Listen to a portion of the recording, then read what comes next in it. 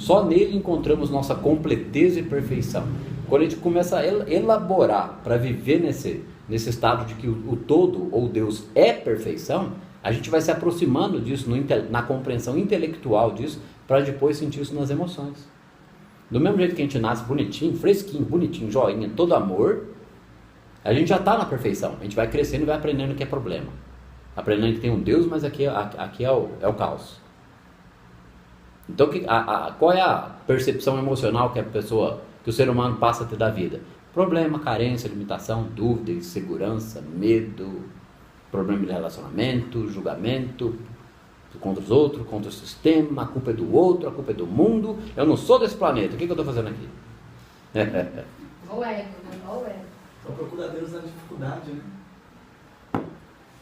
Então, só nele encontramos completeza e perfeição. A pessoa precisa abandonar as coisas do mundo, não é que não vai tê-las, abandonar o medo de não tê-las, abandonar o sofrimento por elas, avaliar essa situação nela, elaborar no intelecto dela a ponto disso passar para o emocional. Separados dele, somos como árvores arrancadas do solo, como ondas separadas do mar. É só ver o indivíduo que sofre. Ele é como uma árvore arrancada do solo, ele não dá fruto, ele é estéril, né? É uma árvore ressecada, murcha, morrendo. Está morrendo, está vivendo e está morrendo. Ai meu Deus, que minha vida é um sofrimento. A vida é assim mesmo. A gente sofre, nada para sofrer. Estéril por mesmo tempo também. O suprimento não pode ser limitado, pois a sua alma é origem e infinitude. Isso aqui é terrível para os materialistas de entender. Terrível. O suprimento não pode ser limitado, e também não foi fácil para mim. Pois a alma é sua origem e infinitude. Quem é a alma? A alma é o campo unificado ou vácuo quântico. É ele que manifesta tudo. Então ele é a infinitude que tudo manifesta.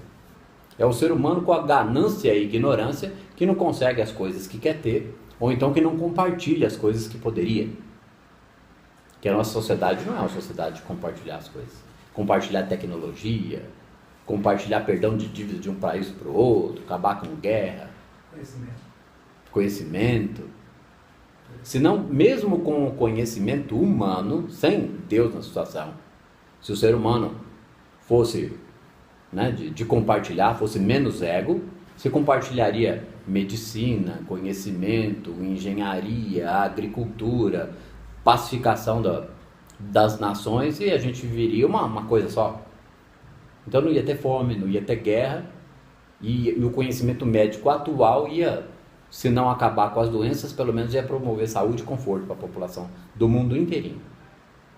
Então, o suprimento não pode ser limitado, pois a alma é sua origem e infinitude. O que é a alma? A alma é sentimento, a alma é amor, a alma é conhecimento. E a alma também é o campo unificado, a alma é Deus, é a alma na gente, é o self. Então por isso que fala aqui, que a pessoa que nem tem Greg Baden, tem Neville Goddard, tem algumas coisas no YouTube, tem Bob Proctor, alguém me cita mais algum aí? Né? O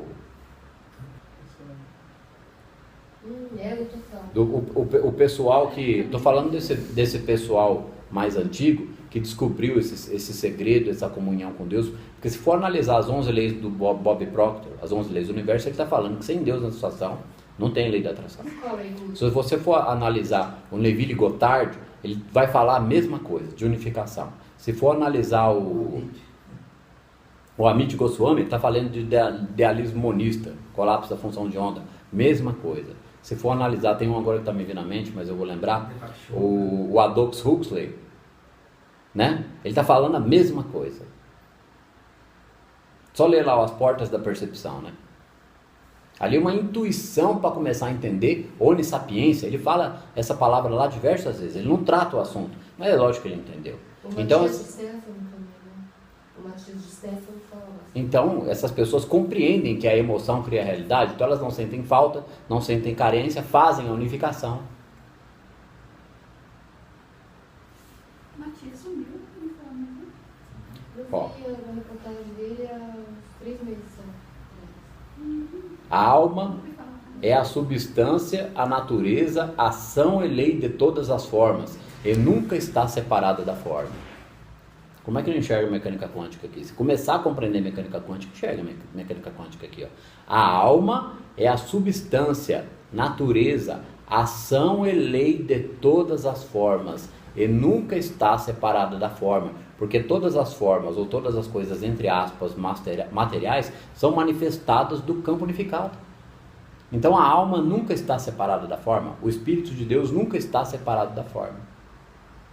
É as pessoas que, enxergando as formas, temem a forma, temem não ter a forma, ou sofrem pela forma, seja ela coisa, pessoa ou situação.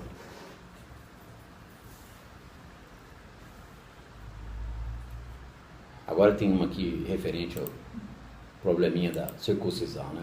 Nem a circuncisão, nem a não circuncisão são úteis. Aí está entre parênteses aqui da Bíblia. Gálatas 5.2-4, 6.15.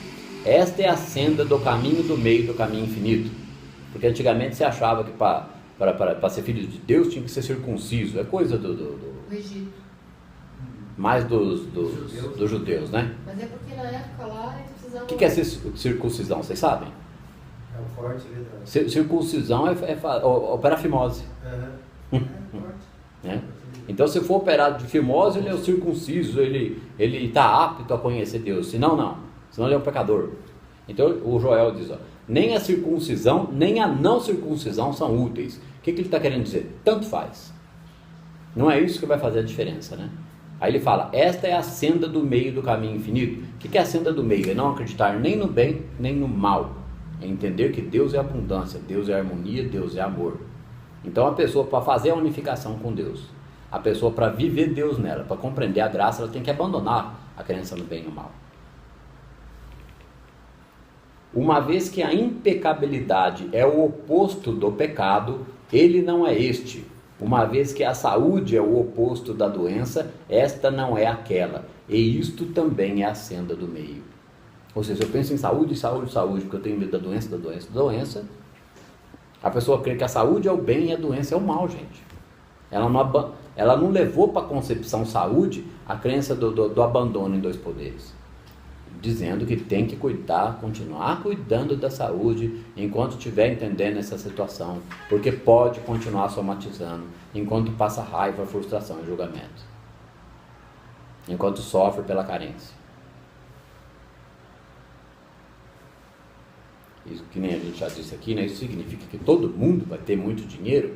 Não, significa que cada um que entender isso aqui vai cada vez mais parar de sofrer em suas emoções e a vida dele, seja moradia ou recursos, melhora em algum grau. Em que grau? No mesmo grau do nível de expansão de consciência daquele indivíduo. Tem um outro vídeo lá no canal do Regis Brother, dos áudios originais do Joel, que o Joel diz que algumas pessoas vão se dedicar muitas horas por dia, ou por muito tempo nessa situação aqui, até fazer a transição, até alcançar a unificação. E outros vão estudar meia hora por dia. Né? Então quem estudar meia hora por dia vai alcançar um grãozinho bem menor do que aquele que se dedicar mais ao assunto.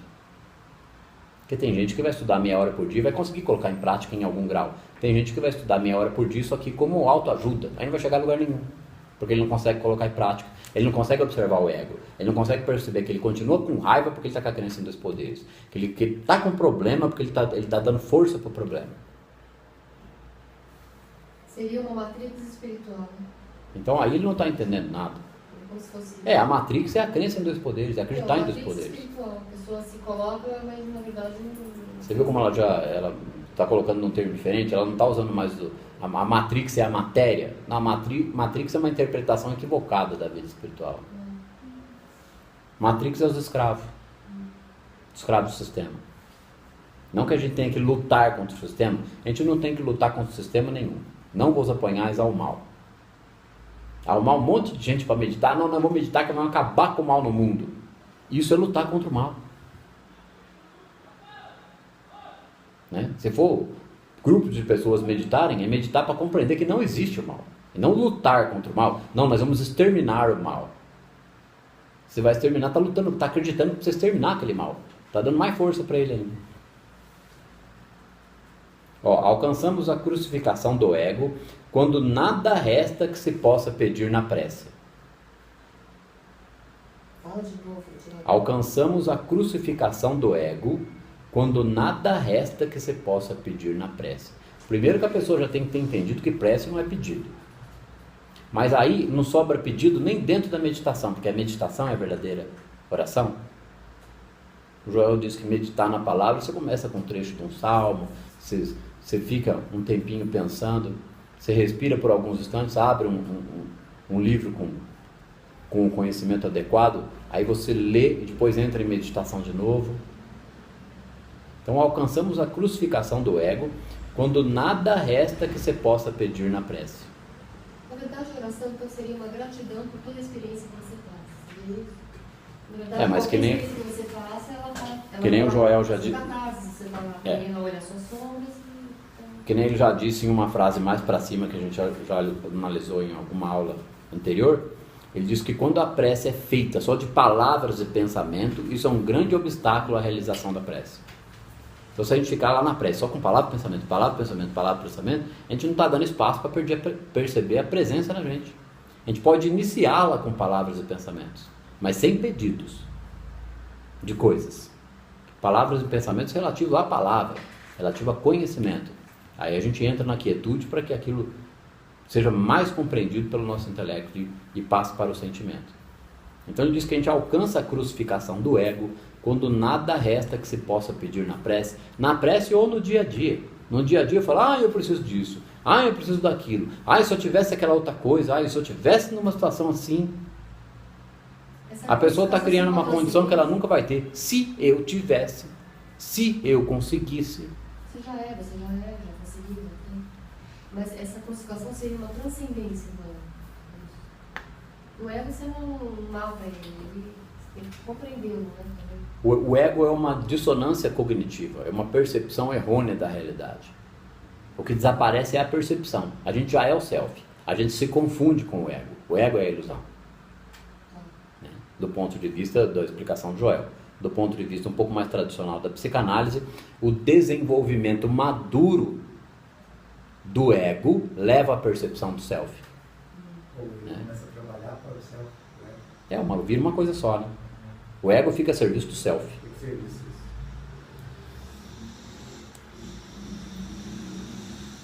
Na vida daquele que se desenvolve no caminho espiritual, surgem experiências conflitantes da vida humana, até que seja conseguida por completo a transição deste mundo. O desejo seria evitar ou escapar destas desarmonias da mente, do corpo ou dos negócios, mas isto não pode ser feito, pois tais discórdias resultam apenas da luta entre o espírito e a carne, isto é, entre a consciência material e espiritual. O que o Joel fala que é luta entre o espírito e a carne? É quando a gente está tentando compreender essa vida aqui como a própria vida espiritual, tentando compreender a prática da presença, tentando compreender essa crucificação do ego para não ficar pedindo e sofrendo por causa das coisas que não tem. Mas aí o nosso sentido material ou carne insiste em querer e sofrer por causa das coisas que não tem e não consegue. Então se ele sofre, ele vai ter mais daquilo. Eletromagnetismo. Se ele pede, ele emite carência, então ele vai continuar não tendo. Na vida daquele que se desenvolve no caminho espiritual, surgem experiências conflitantes da vida humana, até que seja conseguida por completo a transição desse mundo. Ou seja, se ele ficar aí pelo mundo, pelos esoterismos e misticismos, é lógico que ele está buscando solução para os problemas dele.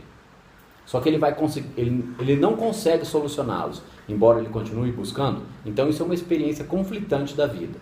A hora que ele chega numa informação um pouco mais completa, que faz sentido, ele abandona o que não interessa, que é abandonar a crença em dois poderes, ele vai continuar manifestando isso, até que ele passe a observar o ego, passe a deixar de sofrer pelas carências. Então, enquanto ele sofre por isso, é a luta entre o espírito e a carne, segundo o Joel diz. O desejo seria evitar ou escapar destas desarmonias da mente. Por que da mente? Porque o conflito fica na mente. Como que eu estou entendendo, mas eu não tenho? Como que eu estou entendendo, mas eu não sinto Deus? Como que eu estou entendendo, mas eu estou com problema? Não, ele não entendeu ainda. Ele tem que continuar aprofundando o conhecimento. Vamos de novo devagar na frase. Na vida daquele que se desenvolve no caminho espiritual, surgem experiências conflitantes da vida humana, até que seja conseguida por completo a transição deste mundo. Então ele vai para outro mundo aonde? Para o reino do mundo interno, aonde ele não sente mais desarmonia, o reino está dentro de vós. Então ele entra num mundo de emocional onde ele não sofre, ele não sente carência, nem falta, nem limitação. Ele sente alegria e plenitude, ele sai fazendo. O desejo seria, ou seja, a gente deseja pegar essa catarse e tirar de lado, não preciso mais dela. Só que não é assim. As crenças estão na mente da pessoa, ela precisa trocar, ela precisa observar, ela precisa praticar a palavra. O desejo seria evitar ou escapar dessas desarmonias da mente, do corpo ou dos negócios. Tirar com a mão, né? Mas isso não pode ser feito, pois tais discórdias resultam da luta entre o espírito e a carne, ou seja, o conceito material e espiritual ou de bem e de mal. Isto é, entre a consciência espiritual e o sentido material. Mas aí alguém poderia virar para mim e falar, não, mas quando a pessoa recebe o Cristo, isso é tirado com a mão. É mesmo. Porque receber o Cristo é abandonar completamente a crença no meio do mal. A hora que a pessoa consegue isso, tirou com a mão. Acabou. Porque aí ela não tem mais consciência material, ela é consciência espiritual. Ela não procura mais Deus. Ela não procura mais Deus, ela encontrou. O Joel diz mais para frente aqui que a gente encontra Deus quando para de procurar. Né? Aquela frase que diz assim, eu era cego e agora vejo, é quando a pessoa abriu os olhos espirituais e ela vê essa realidade como a própria realidade espiritual. E o Sandro já vê isso? O Sandro procura ficar atento o tempo todo aos meus problemas, às minhas limitações, às minhas carências, para saber que elas são um nada, um braço de carne, um traço de giz no chão, como diz o Joel.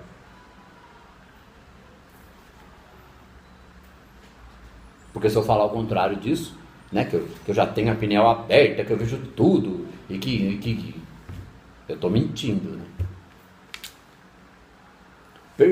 Perceber, gente, essa expansão de consciência. Viver o Cristo na gente é uma decisão. Não importa se continua com problema. Não importa se continua com carência. Decidiu, já está vivendo. Não vai acontecer um 220 na tomada. Não vai acontecer uma magia. Ai meu Deus, agora eu flutuo. Não é isso, é consciência. É estar tranquilo, seguro e confiante. Já vive o Cristo, mesmo com os problemas. Aí é lógico, né? Que a gente vai ser tentado a acreditar na forma, na matéria, na carência. É a tentação. A tentação é a crença em dois poderes. Então a gente vai ser tentado, por isso que precisa orar e vigiar constantemente. Por isso que tem um palestrante muito bom aí que ele fala que iluminou, precisa estar atento ao pensamento todo instante. O que é iluminação? Iluminação é parar de lutar contra o bem e contra o mal, não é virar uma bola de luz. Iluminou, tem que ficar atento, porque senão cai em tentação. Né? Se ele sofrer, ele escorrega. Opa, deixa eu voltar para... Estava melhor sem sofrer, deixa eu voltar.